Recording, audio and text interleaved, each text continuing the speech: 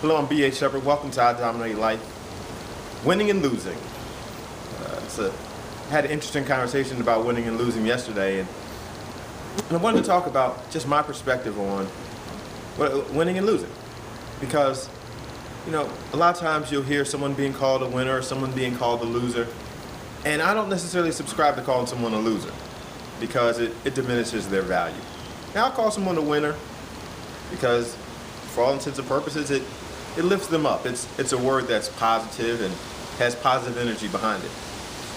It's funny. I don't call people loser. What I'll say is you're a winner in disguise. So that way I don't have to call them a loser, even though they might be getting, really beat up pretty bad. But I say all that to say, for the most part in life, when you're going through life, you have situations. I believe this is how I classify things. Being a former athlete or being a current athlete, I talk about things in terms of winning, losing competition because it makes sense to me. It makes sense, the struggle of one force against another force. That to me is competition, and ultimately when the one side wins out and becomes victorious, I describe that as winning. And so it's my personal way of going about things, and this is simply what I'm sharing with you. But I enjoy the concept of competition and winning and losing. And I use it with myself on a daily basis, that as I'm going through life, when an obstacle comes, I then make the decision if I'm going to win or lose in reference to that situation. Will I let this obstacle dominate me, or will I dominate this obstacle? For me, when it comes to matters of discipline, once you determine you're going to do something, once you've laid out a plan to accomplish something, to fulfill that, in my thought process, that's winning. To give up somewhere along the way, that's loss, that's losing. And so what I said is that the difference between people that win and people that lose is how long they spend focusing on the negative. See, in life, we're all going to face situations that are not so ideal. But a person that wins is going to somehow, some way, through their conditioning and through their processing, they're going to overcome that situation because they're not going to stay in a negative thought process very long. What happens for a lot of us is that we get into this negative cycle of thinking. So we'll have a situation happen again that's not so ideal. Then we'll think something negative. And then after that negative thought, we go down this slippery slope of negative thoughts.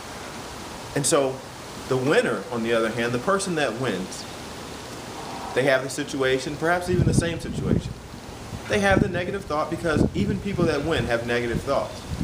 But what happens is the person that wins is going to bring into captivity, they're going to capture and tie up, bind, and just, lock up that negative thought.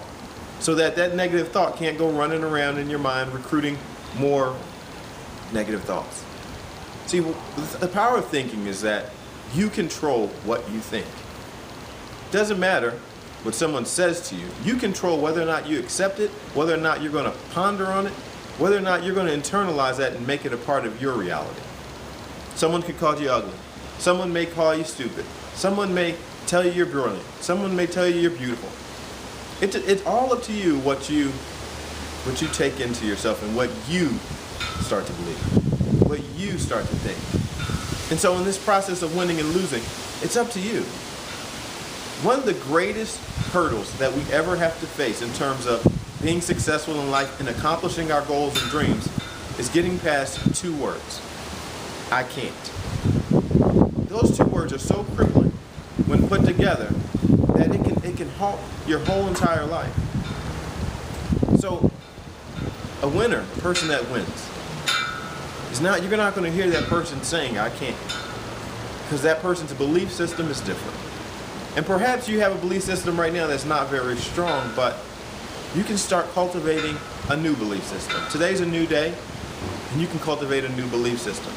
And it starts very simply by beginning to speak things in a positive way. When you have a negative thought, you know what? Try this as a practice. Have a negative thought, capture it, and think 2 or 3 positive things. Start to unearth the negativity in your life So make room for the positive, because that positive, those positive seeds of life planted within your life are going to grow trees of life, and then guess what? They're going to produce fruit that's life. And inside that fruit of life, there are more seeds of life. And so it continues on and on. Just a little something I wanted to share with you so that you know what, you can start shifting your life around. It's not impossible for you to have a different kind of outlook and a positive outlook on life. But it takes conditioning. Just like exercising. You have to practice. You have to put in the effort. You have to push because it's difficult. But you can do it. You can overcome and dominate life. I'm glad you joined me. See you next time.